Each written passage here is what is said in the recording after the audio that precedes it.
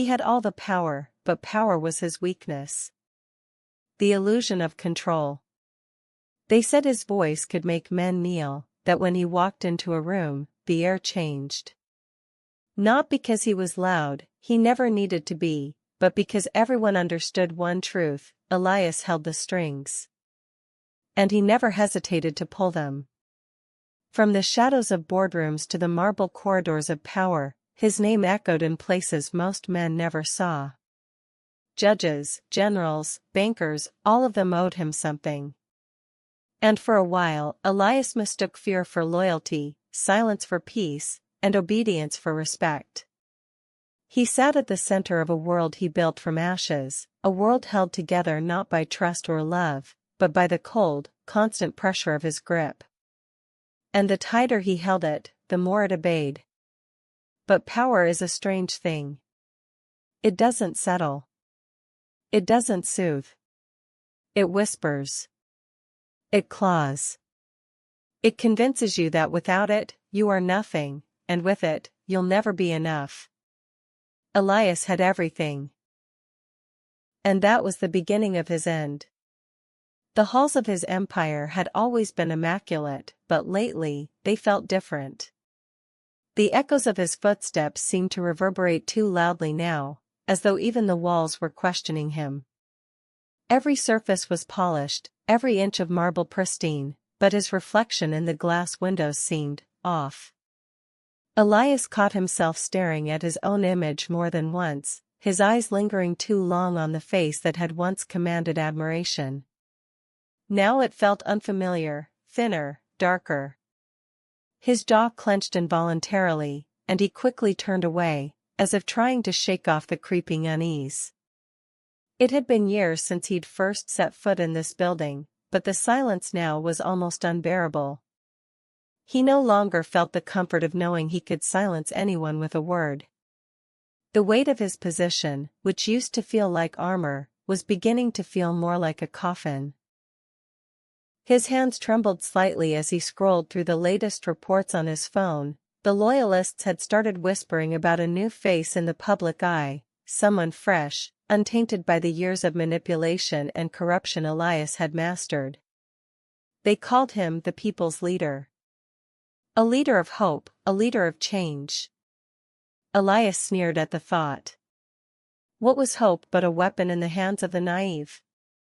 Still, the name nagged at him. Raphael, Elias muttered under his breath. He had been nothing more than a shadow in the beginning, a journalist with an unremarkable history, no connections, no power. But now, he was everywhere, on the television, on the street corners, in the homes of every citizen. Elias threw his phone down onto the desk, his fingers digging into the wood, feeling the smooth surface turn jagged under his grasp. How had he let this happen? How had something so small, so insignificant, grown so large? The truth gnawed at him, cold and biting. This wasn't a threat he could control with money or influence. This wasn't a rival he could crush with a single, well-timed campaign. This was the power of the people, the one thing Elias had never truly understood. And it terrified him. Hours later, Elias was pacing in his office. The room, once a place of cold authority, now felt suffocating. The walls, the heavy curtains, they seemed to press in on him, closing him off from the outside world. He didn't know how long he'd been walking, or how many times he'd run through the same thoughts. His mind raced. Betrayal. That was the word. He had to be surrounded by traitors. He had to be. Everyone around him, the assistants, the old friends, the men who had sworn loyalty. They were all lying to him. Raphael's rise couldn't be an accident. It was all part of some grand scheme. And he was the target. A knock at the door. Elias didn't even flinch. "It's open," he said, his voice strained, clipped. The door creaked, and his most trusted advisor, Olivia, stepped inside. Her face was carefully neutral, but Elias could see the unease in her eyes. She wasn't speaking. She wasn't saying what needed to be said. And that alone was enough to set his nerves on edge. "What is it?" Elias asked, his tone sharp, cutting. Olivia hesitated, her fingers twitching at her side. She was holding a report, the paper still crisp and folded. But Elias could see the tremor in her hands. His mind flickered to thoughts of betrayal once again. She was a traitor too. They all were. I need to show you something," Olivia said quietly, but there was a weight in her words, an unspoken tension. Elias didn't move, his stare cold, unblinking. The seconds felt like hours as she slowly unfolded the paper, keeping her gaze fixed downward. "It's about Raphael," she continued. "He's meeting with a number of key figures from your coalition." Elias felt his heart race. Every muscle in his body tightened. "What?" His voice came out too harsh, too desperate. He cleared his throat, trying to mask the tremor. "What figures?" Her gaze finally met his, and the silence hung between them like a suffocating cloud. "The ones who are still loyal to you." A bitter laugh escaped Elias's lips, the sound more an involuntary exhale than anything else. "They're all loyal to me. They know what's at stake. I built this empire, Olivia." His voice was quiet now, dangerously calm. "I made them who they are. And no one can take that away from me." But even as he said the words, the doubt lingered like a cold shadow. Was it too late? Had his obsession with power made him blind? Was this betrayal simply a matter of time? "Where is he?" Elias whispered, leaning forward. Olivia swallowed hard, her hands trembling as she handed him the paper. "At the docks," she said, barely above a whisper. "Tonight." The room felt colder as she left, and Elias stood there for a long moment, his mind turning the pieces over and over again. Power.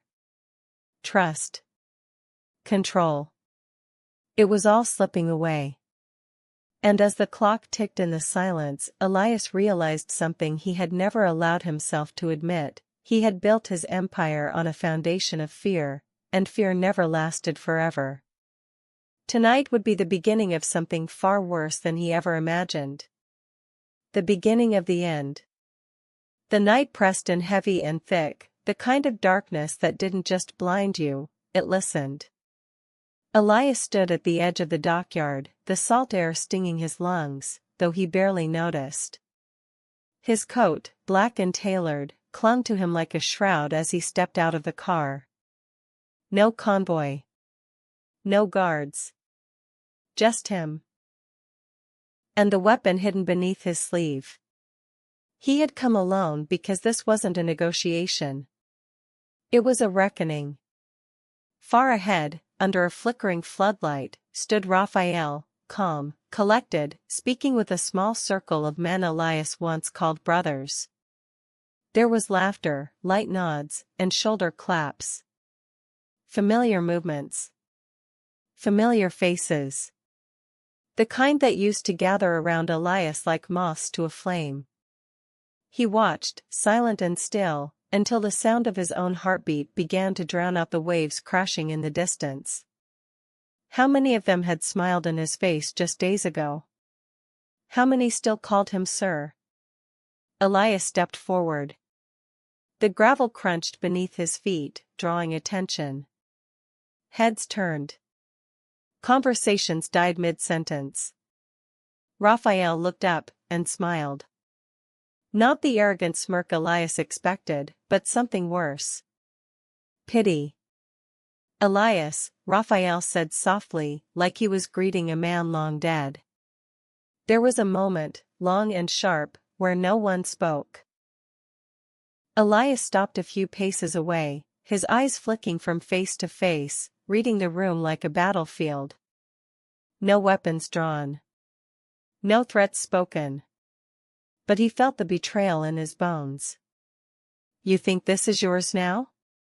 Elias said, his voice low, but deadly. "You think because they nod at you in the dark, they'll follow you into fire?" Raphael didn't answer right away.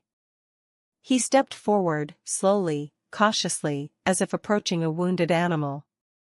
"No," he said. "I think they're done with fire."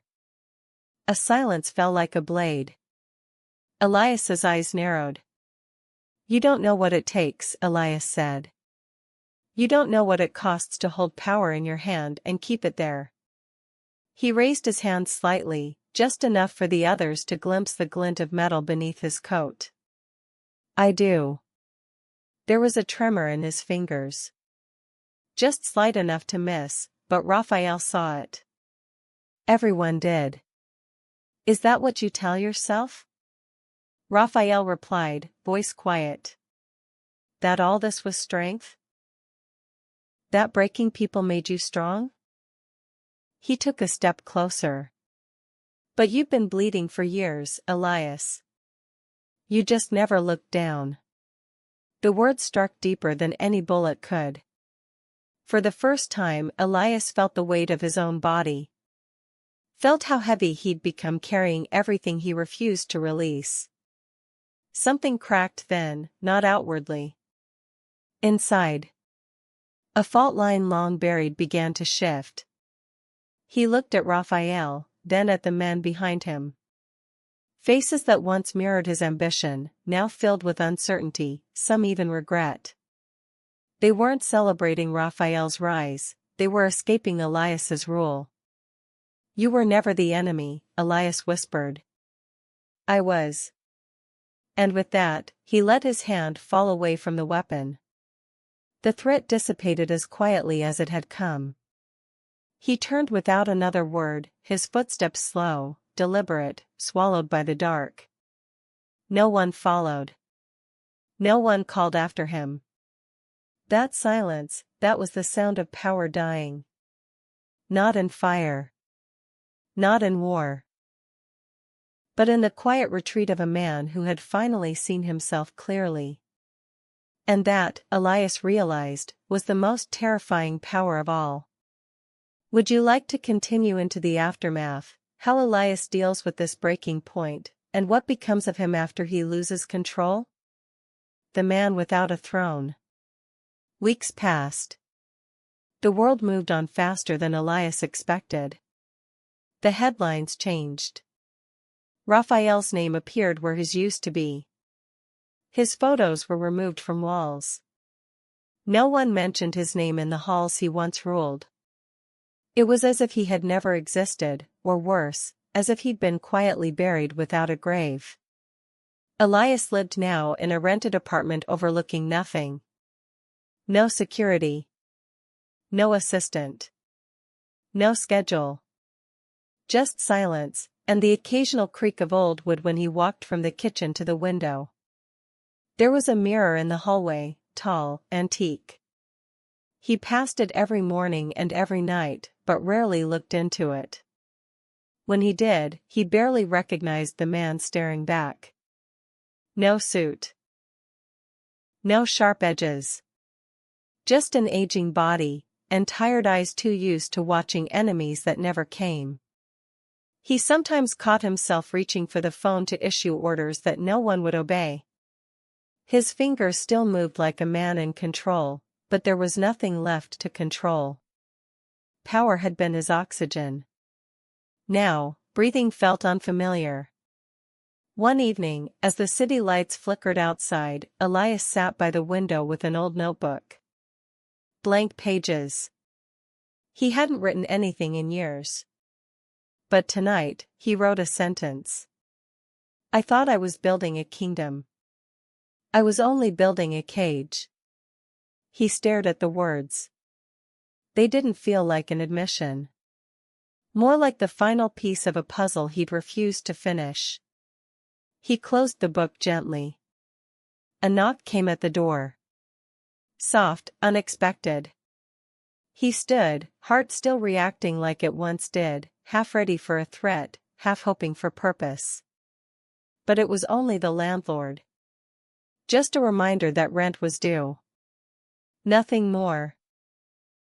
As the door closed, Elias let out a breath he hadn't realized he'd been holding. This was what it meant to fall. Not in fire. Not in glory. But in silence, quietly, completely. And somewhere deep down, he knew. He had all the power once.